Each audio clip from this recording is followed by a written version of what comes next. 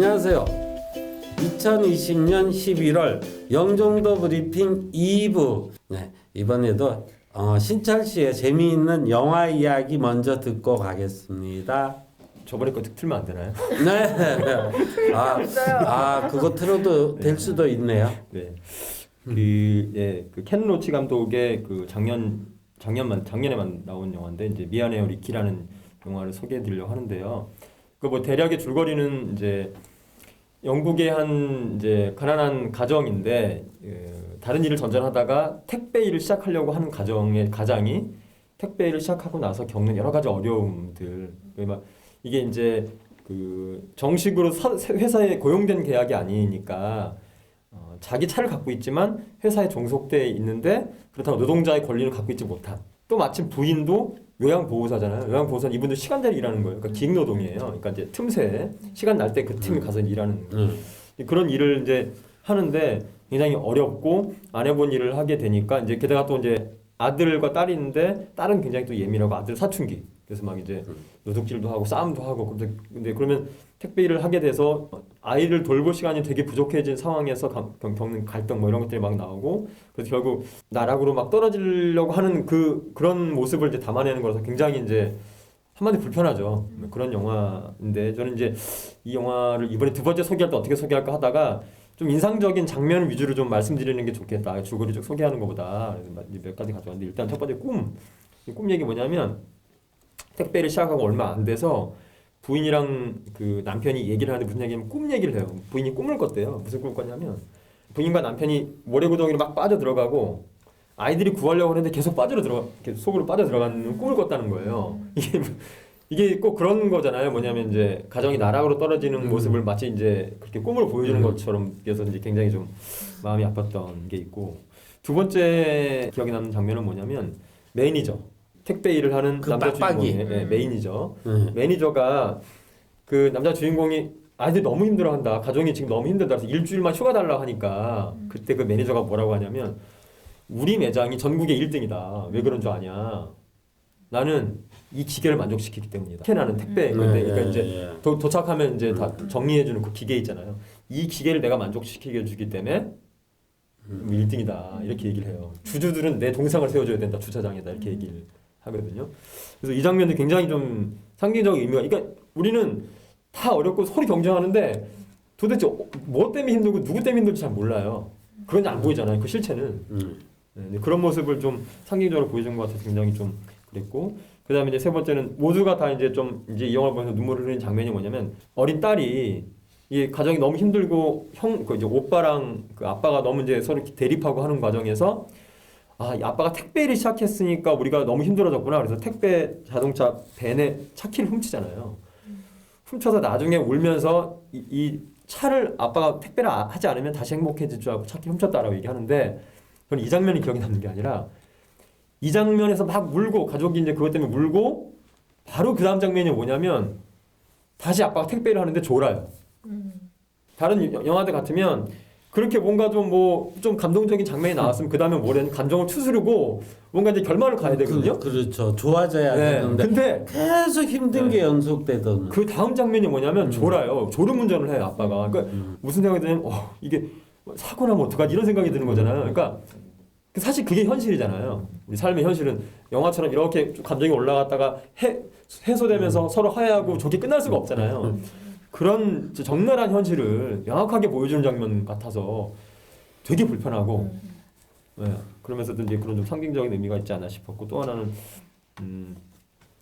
강도한테 맞아요. 이 아빠가 강도를 당하잖아요. 그래서 병원에 엑스레이 결과를 기다려요.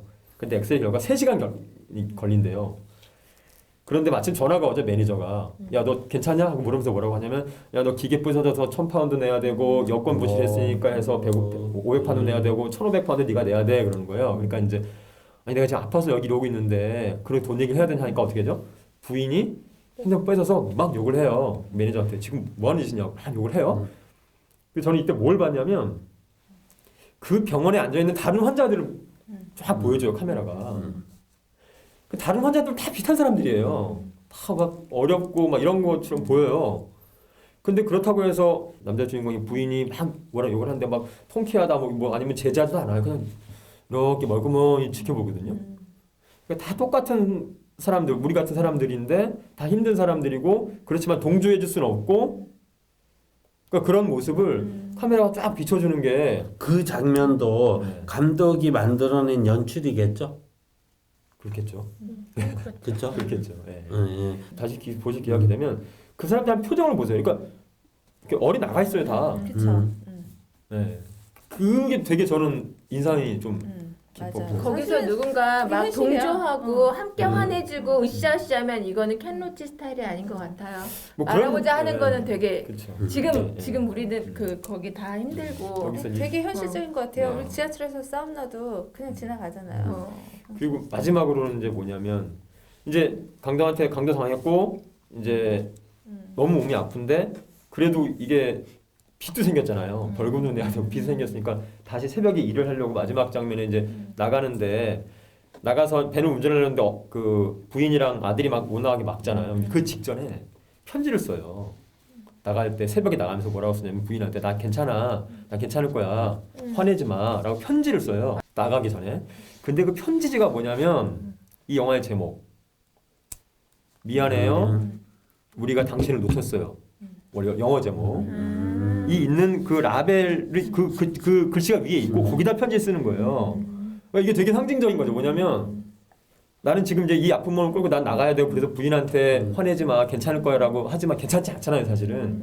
근데 그런 사람들, 그런 우리들을 우리가 그동안 몰랐다라는 얘기가 그 쪽지 안에 위에 있는 거예요. 이게 사실 이제 택배할 때 주인을 못 만났을 때 붙여놓는 거였는데 그래서 굉장히 상징적인 장면이니까 이것도 그래서 한번 나중에 다시 보셨으면 좋겠고 그래서 이거 저는 이게 택배 일을 했기 때문에 가정이 나락으로 떨어졌다기보다는 이게 경계선이 원래 있었고 택배 일을 하면서 그게 명확해진 어떤 가족 얘기를 하는 거 아닌가.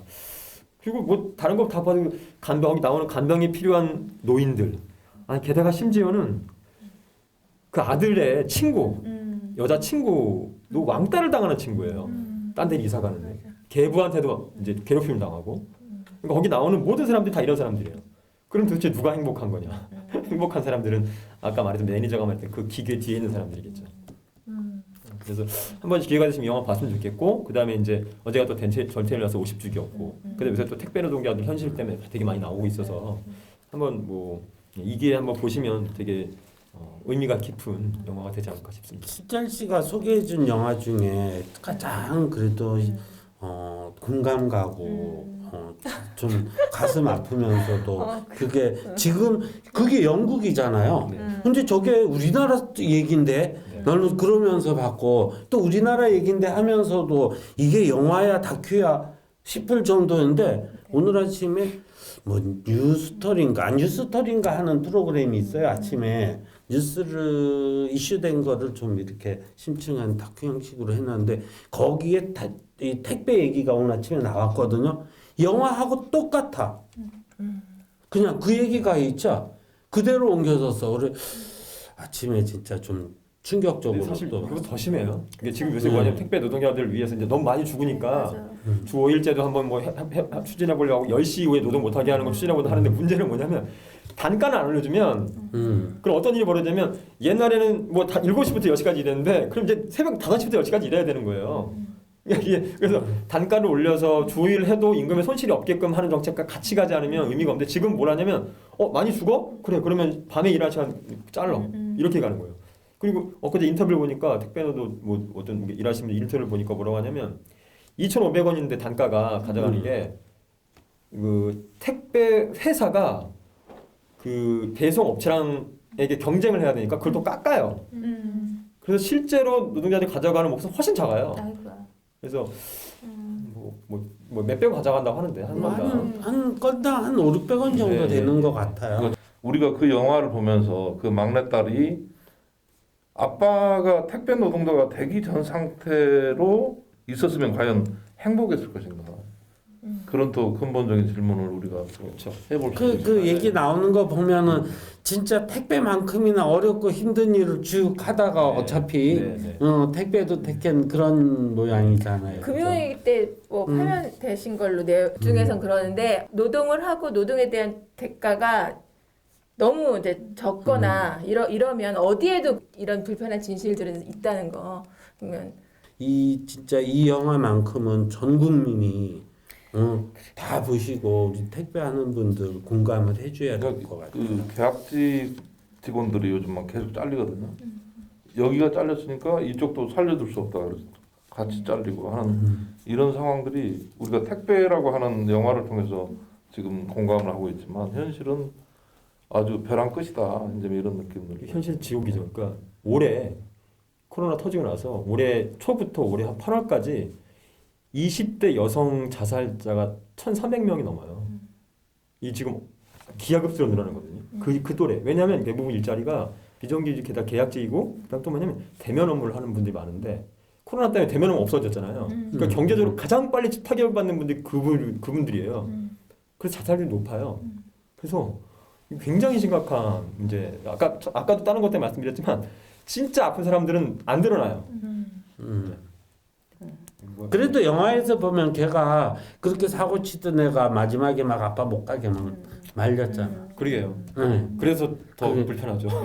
그래서 불편했다고. 그래서 더- 난 그거 보고 조금 아빠랑 마음을 막 싸우고 놨는데. 싶은데 저렇게 죽을 것 같으니까 막 말리는. 참 신철 씨 재미있는 영화 이야기 해주려 했더니 불편하죠. 가슴 아픈 영화 이야기로. 그런데 우리가 다 같이 공감하고 그렇죠. 같이 꼭 생각해봐야 될 우리가 매일 우리 집에 우리를 편리하게 해주는 택배 하시는 분들 돌아보셔야겠습니다. 감사합니다. 맞습니다. 이제 분위기를 좀 완전히 바뀌어서 축하드려요. 우리 영정도 재미있는 이야기 좀 이런 김선희 아나운서가 두 번- 들려드릴 겁니다. 두 번째 겪으시네. 정말 난감합니다. 안녕하세요. 영마음카페 전담 김선희 아나운서입니다. 저가 이거를 어떻게 되살릴까? 근데 일단 저는 이제 성경에 그 누가 우리의 진정한 이웃인가라는 표현의 그 비유적인 얘기가 나오는데 서로 이웃이 되어주면 어느 정도 해결이 되지 않을까 싶습니다. 이제 뭔 일이 생기면 같이 돌봐주고 하는 그런 마인드를 가지면 되지 않을까. 그래서 저희 영만 카페가 그런 카페인 것 같아요. 서로 돌봐주는 카페. 영종 주민이라면 꼭 봐주세요라는 글이 올라왔었어요. 이게 10월 말에 올라온 글인데 조회수 2144회 그리고 댓글이 14개인데요. 자, 요거가 왜 제가 가져왔냐면 영종 주민이라면 꼭 봐주세요 하고 별빛 은하수 영마님께서 올려주셨어요. 근데 코로나19로 힘든 시기에 침체된 지역 분위기를 환기하고 더불어 함께 사는 공동체 문화를 조성하고자 영종 1동에서 기부 릴레이를 진행하고 있습니다. 라는 글이었어요. 그래서 영종 주민 누구나 참여하실 수 있고 모금된 금액은 영종 1동의 저소득 위기 가정 및 지역 복지를 위해 쓰이게 됩니다. 그래서 기부 릴레이 방법은 아주 쉽습니다. 가까운 이웃으로부터 판넬을 받으셨다면 기부하신 뒤에 내 곁에 믿을 만한 이웃 딱 한 명에게 판넬을 전달하면 되는 거래요. 그래서 그 판넬이 지금 돌고 있나 봐요. 그래서 판넬이 하트 모양으로 생겼고요. 요 관련 내용이 아파트마다 이렇게 안내에 그 꽂혀 있다고 해요. A4로. 그래서 그거를 참고하시면 되는데 네, 뉴스에도 나왔대요. 영종 1동 지역사회보장협의체는 지난 8일부터 아름다운 동행 기부 릴레이 캠페인을 시작하였다. 그래서 선 기부자가 다음 기부자에게 그 릴레이판을 넘기는 거죠. 그래서 요거가 전체 인구, 영종 1동 지역 주민의 전체 인구인 4,300명을 목표로 추진하고 있고 영종 1동의 저소득 위기 가정 및 지역 복지를 위해 사용하도록 하겠다. 네, 그래서 그럼 제가- 기부금을 넣는 거예요? 네, 그걸 받으면 거기에 계좌번호가 적혀 있어요. 계좌를 쏘는 거예요. 네, 그래서 영종일동 행정복지센터 소식지 5호로 음. 나왔는데요. 요게 아파트에 이렇게 다 소식지 부착이 돼 있고 이제 요것이 계속 지금 판넬이 돌고 있다고 해요. 그래서 좀 많이 돌았으면 좋겠는데 우리 5명 중에 아무도 못 받은 걸 보면 요런 게 근데 좀 확산되면 좋겠어요. 이렇게 해보고서는 그래서 여기에 이제 훈훈한 영종 1동이다 하고 댓글도 많이 올라오고요. 영종 1동 위에 좋은 일 많이 하시네요. 영종에는 마음 따뜻한 이웃들이 많이 있지요 하면서 다들 또 어떤 분은 저도 동참했답니다. 이 댓글도 있어요. 좋은 사업 응원합니다 하고 이제 이게 돌아가고 있는데요. 혹시 이걸 받으시면 기부는 1만 원부터 시작한다고 해요. 그래서 같이 하면 좋을 것 같고 이런 소식들이 좀 많이 와서 영종도 그러니까 멀리까지는 돕지 못하지만 우리 안에서라도 좀 좋은 일이 많이 있었으면 좋겠고요. 영만 카페 보면 보람의 아동 센터를 위해서 이렇게 뭐 미용사를 모집한다든가 가끔 그런 일들이 올라와요. 같이 모여서 기부하고 하는 거. 그래서 참 따뜻한 카페가 있는 것 같아서 너무 좋습니다. 그리고 자, 아래층에 선물 드리고 싶어요 하는 글이 올라왔어요. 그래서 아래층의 선물? 위층이 보통은 아래층하고 서로 사이가 좋지 않은데 아래층에 선물 드리고 싶어요 한 게 11월 10일 날 올라왔어요. 조회수 1951이고요. 설렘주의 영마님께서 올리셨는데요. 저희 집 아래층엔 천사분들이 사세요. 그래서 자기네 집에 29개월 된 아들이 있어요. 요즘 너무 뛰어다녀요. 걷기 시작하면서부터 쿵쿵거리길래 걱정했었는데 돌 지나서부터 아래층 사시는 분 만날 때마다 죄송하다고 이제 인사를 했나 봐요. 많이 시끄럽게 해드려서 죄송하다 말씀드리면 전혀 시끄럽지 않다고 걱정하지 말라셔요. 근데 그렇지 않겠죠. 저희 동네가 다 층간소음이 심한데. 그래서 죄송해요. 못 뛰게 하는데 걷는 것도 쿵쿵거리네요. 아유, 아닙니다. 이렇게 계속 인사를 주고 받으셨나 봐요. 이래서 너무 감사하고 죄송하고 그래요. 근데 그 집엔 중학교, 고등학교 자제분들이 있대요. 그래서 작은 선물을 문고리에 걸어두고 싶은데 뭘 사면 좋을까요? 이제 이런 라는 글이었어요. 거예요. 네. 그래서 댓글 20개가 저라면 예쁜 케이크 드릴 것 같아요. 귤 한 박스 어때요? 뭐 제철 과일 좋을 것 같아요. 홍삼 좋을 것 같아요. 네, 뭐 이런 것들 마카롱 좋겠어요. 막 이런 거 올라왔어요. 그래서 서로 이렇게 훈훈하고 좋은 얘기들이 아깝게 좀 상쇄가 되고 있나요 지금? 네, 좋아요. 네 그런 거 있었어요. 뭐 롤 케이크 전달했는데 좋아하셨다. 뭐 자기네 경우 이렇게 얘기하면서 근데 지금 층간 소음이 영종도가 심한데 이렇게 서로 나쁜 말 하기 전에 위층에서 먼저 아래층한테 양해를 구하고 하면 사실은 애 키워서 봤잖아요. 다들 다 양해를 해주시고 할 것 같은데 처음부터 나쁜 말로 시작하니까 관계가 나빠지거든요. 이렇게 선물과 좋은 말로 서로 잘 관계를 했으면 좋겠습니다. 네, 좋은 글 감사드리고요. 그리고 또 이제는 알아야 될 오래된 진실이라는 글이 있었는데요. 아, 제목 그렇게 네. 쓰면 조회 많겠네요. 네, 많아요.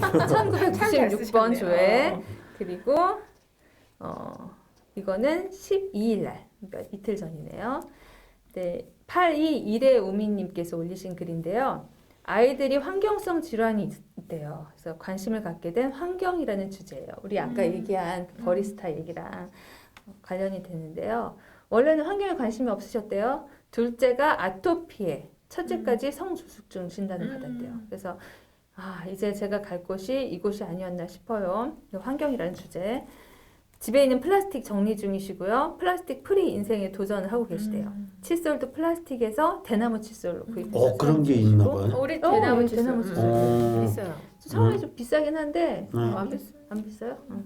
그래서 듣게 된 강의 내용을 정리해서 올려주셨어요. 이제는 알아야 돼 오래된 진실이 뭐냐. 지구가 행복해야 우리가 행복하다. 뭐 대나무 칫솔 사용하는 것부터 자기는 시작했는데 이제 뭐 이런 거 있죠. 텀블러 쓰는 거 두 분처럼 그다음에 계단 오르내리는 거. 근데 저도 모르게 누르게 되는 그 닫힌 빨리 버튼. 닫힌 버튼 누르지 않아서 전기 좀 절약하는 거 그런 거 많죠. 이제 저희 실천하자고 하는데 저는 이 글 보면서 이제 다음에 차를 살 때는 꼭 전기차로 사야겠다. 그리고 우리가 이제 장 보러 갈 때는 다 뭔가를 들고 가는 문화가 됐으면 좋겠다. 이제 이런 얘기 하신 적 있거든요. 그래서 이제 다들 자기들도 이제 어떻게 노력하고 있는지를 써주셨어요. 자기는 천연 수세미 쓰고 계신 분도 계시고 주방 세제나 욕실 용품을 비누 형태로 쓰시는 거. 이제 저도 계속 그거 생각이 되는 거예요. 저 사무실에서 일할 때 페트병에 든 생수를 좀 사서 먹었었는데 그 페트병이 너무나 많이 나오는 거예요. 그래가지고 이건 도저히 안 되겠다.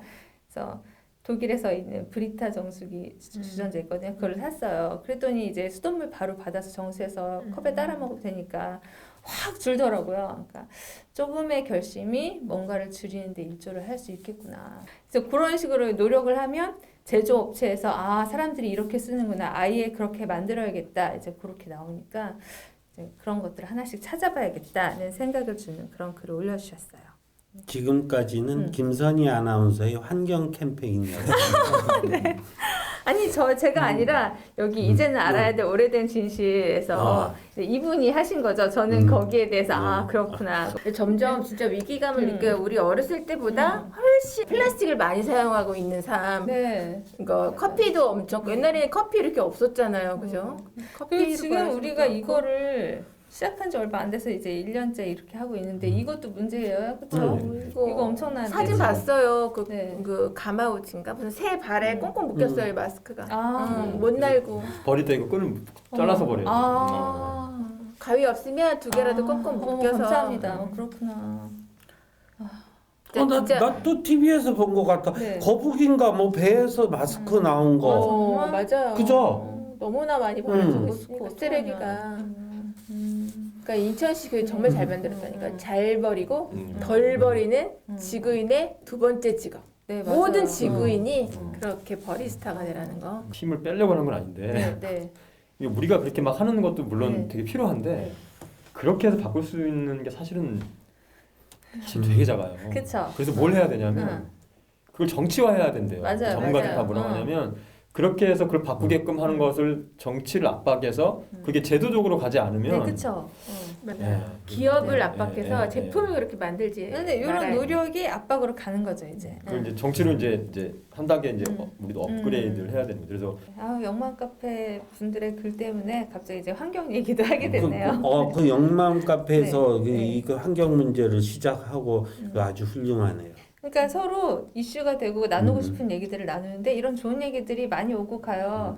그러니까 이제 이런 것들은 같이 힘을 실어서 이제 댓글도 많이 달고 아 나도 한번 돌아보게 되고 그렇게 되더라고요. 네, 이상 영만 카페 나들이었습니다. 네, 김선희 아나운서 네. 감사합니다. 네. 그래서 또 우리가 또 이런 공감하는 거를 정치인을 압박하기 위해서 또 우리 우동권 라디오가 같이 힘을 합해서 계속 내보내고 있는 거 아니겠습니까? 예. 네. 이 코로나19로 해서 저희는 여기 형편상 칸막이를 못하니까 마스크를 꼭 쓰고 진행을 해드렸습니다. 조금 다소 뭐 저만 그러겠지만 말이 어눌하고 잘 안 들려도 시청자 여러분 이해해 주세요. 감사합니다. 다음 달에 뵙겠습니다.